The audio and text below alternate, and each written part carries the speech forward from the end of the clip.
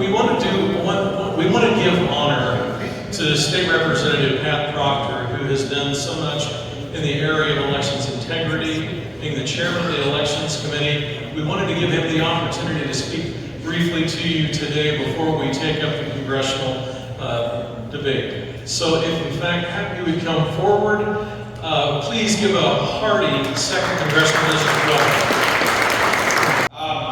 I want to talk really quickly about someplace I just went. So twice a year, an organization meets. It's called the American Legislative Exchange Council, or ALEC.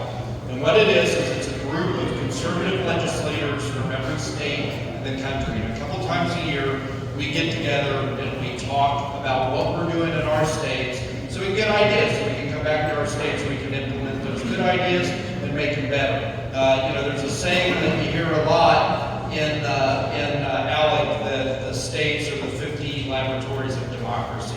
That's where the good ideas come from, is at that level, not on the line from Washington, D.C.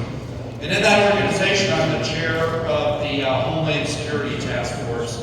And for a long time, ALEC would not wade into, really since 2020, would not wade into elections issues, which broke my heart, because I'm the chair of your Elections Committee in the House, and I've got all these great things that Kansas is doing that I want to tell the other states before.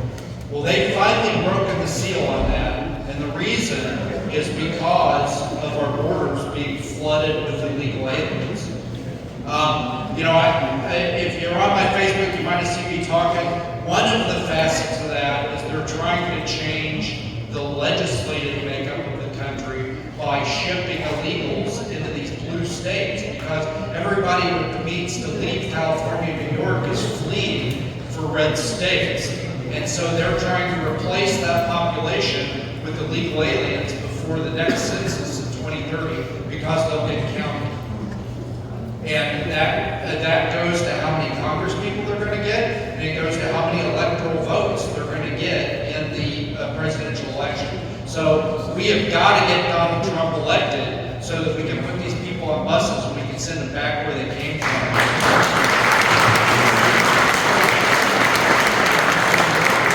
But the other problem is keeping these folks from voting. And I'm thrilled that at ALEC this year I was able to usher through my task force 2 different proposals on citizen-only voting. And that's what I wanted to talk about very briefly. A lot of people don't know this, but if you're not a citizen in this country, you can still get a driver's license. And you can still get a real ID, right? Because you're going to need a real ID to get on a plane. You're going to need a real ID to do all these different things. And so if you're in this country legally, whether that's a green card or a work visa or whatever, you can get a driver's license. And by the way, there's a federal law that says that DMVs have to register people to vote if they want to register to vote. And the problem in a lot of states, including ours, is there's nothing on the books that says they have to say before they ask you, do you want to register to vote, are you a citizen? So the first thing we've got to do is make sure that our DMVs are required to ask that question.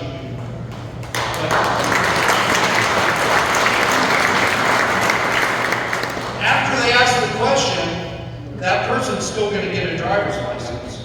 And thank God in Kansas, a lot of people that were in this job and as a Secretary of State long before I got into politics, made Kansas a voter ID state. But right now, that voter, if they did get registered to vote, because we don't have the law yet, and there's no telling how many people are on our books registered to vote that are not citizens, that person shows up, shows that ID. There's nothing on that ID that says that that person's a non-citizen. So another thing that we got to do, that if I have the honor of the vote of the people of Fort Leavenworth to go back, I'm going to do, is we need to make it clear on that ID that that person is a non-citizen.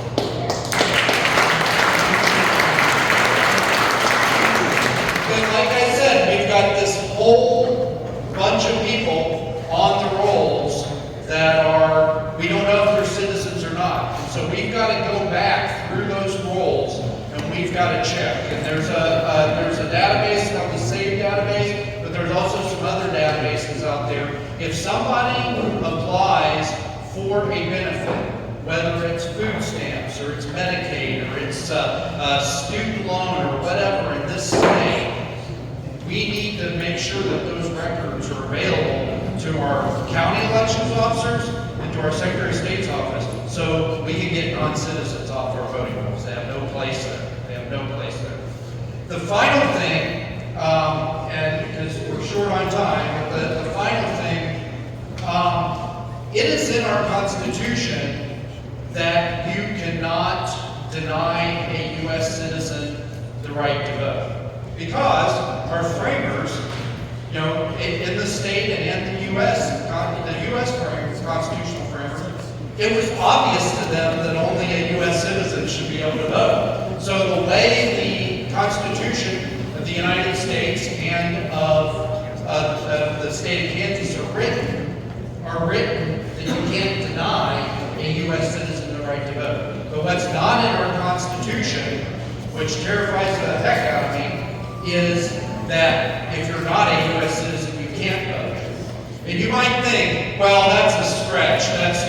That's just a conspiracy theory. Well, in California, their Constitution is written exactly like ours, and the courts, the California Supreme Court and courts in California have said, well, you didn't say they couldn't vote, so they can. And so in municipal elections right now, and it's probably not going to be too long before it's in their state legislative elections as well, non-citizens can vote in many of the municipalities in California. So we need to make it explicit in our Kansas Constitution that one of the rights and privileges that's exclusive to U.S. citizens in our state is the right to vote.